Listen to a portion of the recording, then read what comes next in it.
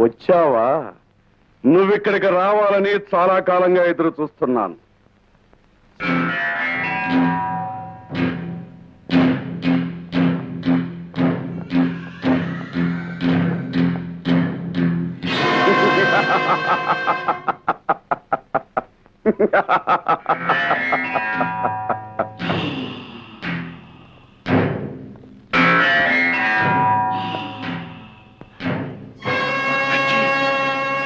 నీ భావన్ ఈ సంగతి నీకిప్పుడే తెలుసు, కానీ నువ్వు సిబిఐ ఆఫీసర్ అని నాకెప్పుడో. అందుకే నీ చెల్లెల్ని కోరి పెళ్లి చేసుకున్నా. అంటే నీ అభిప్రాయం? నువ్వెంత స్ట్రిక్ట్ ఆఫీసర్ అయినా నన్ను చంపి చేతులారా నీ చెల్లెల మాంగళ్యాన్ని తుడిచేసి విఫలం చేయలేవుగా. ఆమె ఇప్పుడు నీ భార్యే కానీ నా చెల్లెలి కాదు. నువ్వు అంతకు దిగిస్తానంటే నాకేం అభ్యంతరం లేదు. కానీ దీనివల్ల నీకు వచ్చేదేమిటి? మంచి పేరు, లేకపోతే మెడల్స్, లేకపోతే ప్రమోషన్. జీతం కూడా పెరగొచ్చు, కానీ ఎంత? 5, మహా అయితే 10. అంతకు 10 నేను ఇస్తాను.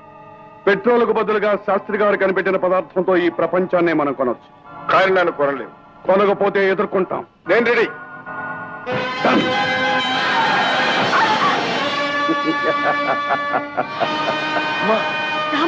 ఆ దుర్మార్గుడు మిమ్మల్ని కూడా ఇక్కడ బంధించాడా?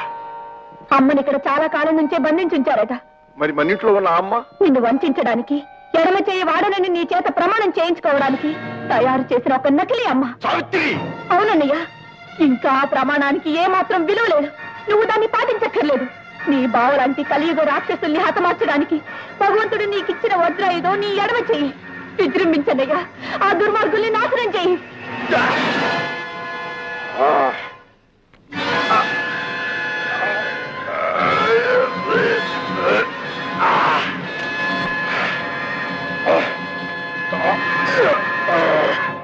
రండి రండి.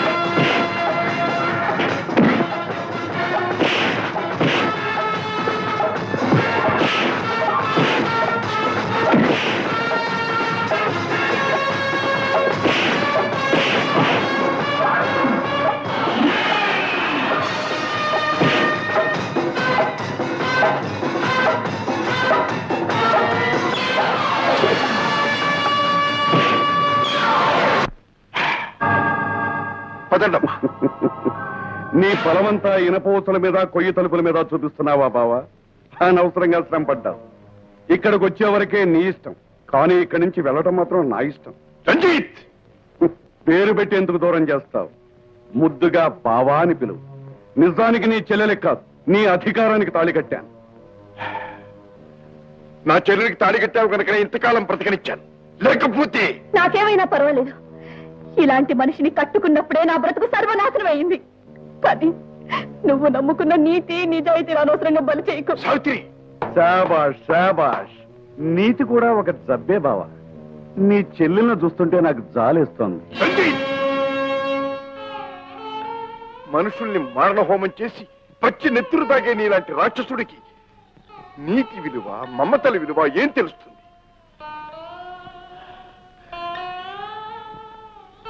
గుండెల్లో దాచుకుని నా బంగారు తల్లిని అల్లారు ముద్దుగా పెంచుకున్నా.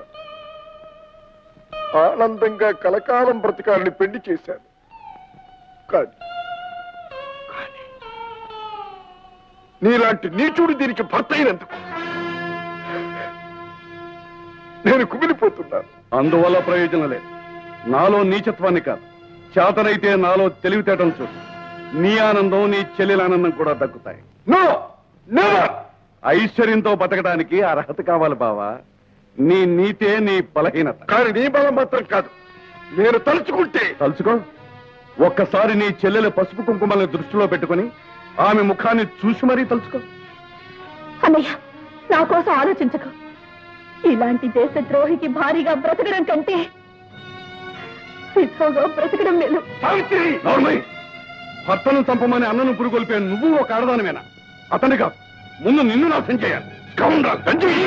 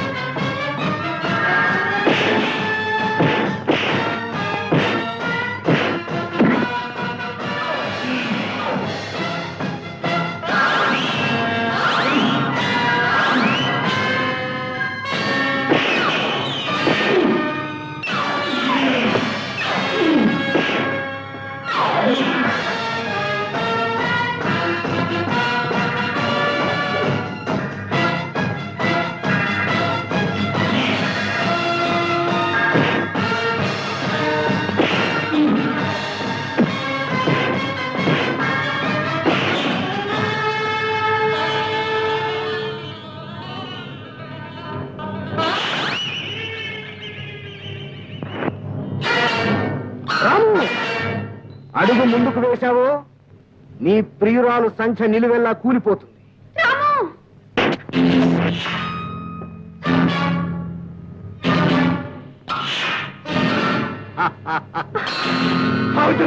ఆ సావిత్రి యమధర్మరాజును ఎదిరించి భర్తను బ్రతికించుకుంది.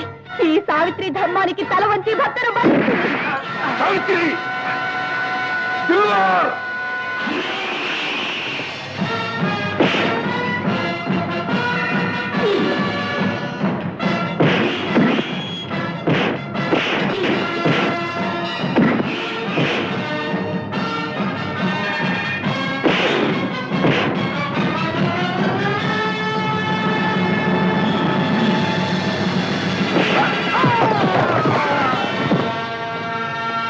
రాము, తాతగారిని గ్యాస్ ఛాంబర్ లో బంధించారు. ముందు ఆయన విడిపించాలి.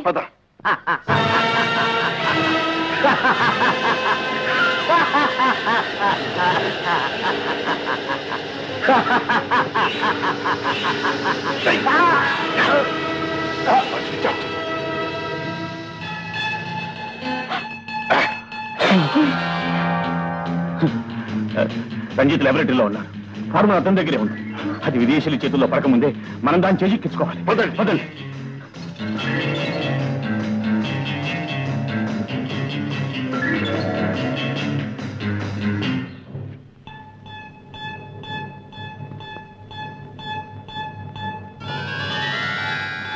లాభం లేదు.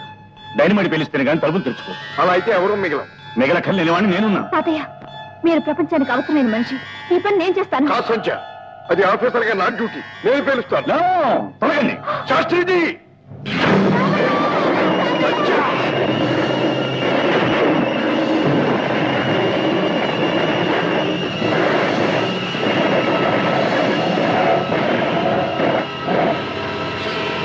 ఇంత ఘోరమైన ప్రమాదంలో రంజిత్ బ్రతకడం హైలీ ఇంపాసిబుల్.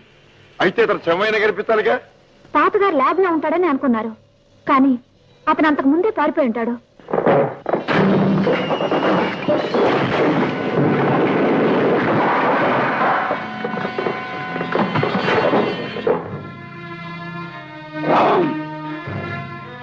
ఇక ఈ శ్మశానం నాకు అక్కర్లేదు. దీన్ని మీరు మీ డిపార్ట్మెంట్ ఏలుకోండి. నాకు కావలసిన కల్పవృక్షం ఇదిగో ఈ ఫార్ములా దొరికింది. దీంతో నేను ఈ ప్రపంచాన్నే ఏలగలను.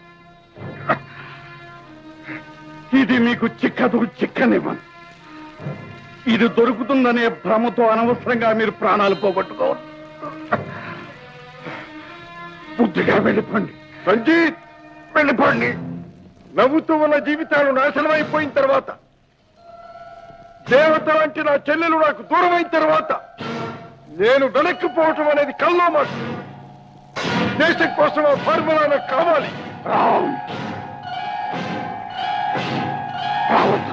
I want the formula.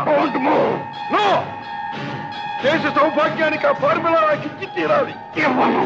You must. రావద్దు. I want it. I don't. You You must not move. You must.